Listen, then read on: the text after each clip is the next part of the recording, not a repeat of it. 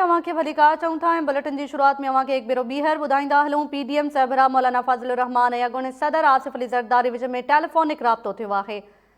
ज़रियनि जो चवणु आहे त ॿिन्ही सरबराहनि गॾिजी वेहण ते इतफ़ाक़ करे वरितो आहे। अवां खे ॿुधायूं पिया नाज़रीन, पीडीएम सरबराह मौलाना फजलुर रहमान ऐं अॻूणे सदर आसिफ अली ज़रदारी विच में टेलीफोनिक राब्तो थियो आहे। इन हवाले सां ज़रियनि ॼाणायो आहे त ॿिन्ही सरबराहनि गॾिजी वेहण ते इतफ़ाक़ कयो आहे।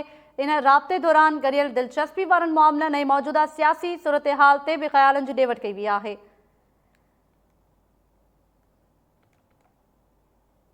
वधीक इन मुलाक़ात जा तफ़सील मालूम इन राब्ते जा तफ़सील मालूम कयूं था टाइम न्यूज़ रिपोर्टर ज़ुल्फ़कार गुरामाणी खां। जी ज़ुल्फ़कार गुरामाणी, कहिड़ा तफ़सील आहिनि? पीडीएम सरबराह ऐं अॻूणे सदर आसिफ अली ज़रदारी विच में टेलीफोनिक राब्तो थियो आहे।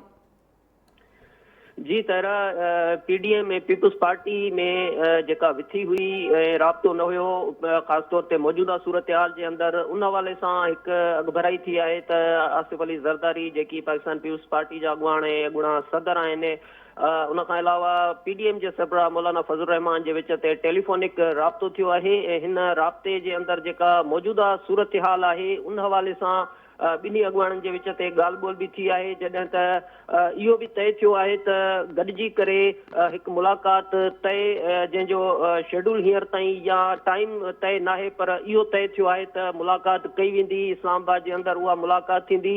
उन खां अॻु पीडीएम जे सरबराह जो इहो चवणु हो त अञा जेको लॉन्ग मार्च आहे उन में वक़्तु आहे। इन खां अलावा मुस्लिम लीग नून जा जेके अॻुवाण आहिनि शहबाज शरीफ़, उन्हनि बि मुलाक़ात कई हुई मौलाना फजलुर रहमान सां। उन वक़्त में इहो चयो पियो वियो त अञा जेको लॉन्ग मार्च जो वक़्तु आहे ॿिन्ही तरफ़नि खां उन में अञा फ़ासिलो आहे। पर गुज़िरियल ॾींहुं बिलावल भुट्टो बि चयो त जेकॾहिं अदम एतमाद जी तहरीक ते को राब्तो थिए त उन राब्ते जे बुनियाद ते पीडीएम सां गॾिजी सघिजे थो। ऐं उन खां पोइ रद्दमल बि पीडीएम जो आयो हो त जेकॾहिं मुलाक़ात करणी आहे त मौलाना फजलुर रहमान सां मुलाक़ात कई वञे। तंहिं करे हींअर जेका सूरत हाल आहे उन सूरत हाल में आसिफ अली ज़रदारी ऐं मौलाना फजलुर रहमान जे विच ते राब्तो थियो आहे, जंहिं राब्ते जे अंदरि इहो तय थियो आहे त ॿिन्ही जी मुलाक़ात सियासी सूरत हाल खे हतमी शिकल ॾियण जे लाइ इस्लामाबाद अंदरि मुलाक़ात थींदी। जी ठीकु आहे, महिरबानी अवां जी ज़ुल्फ़कार गुरामाणी तफ़सील ॾियण लाइ।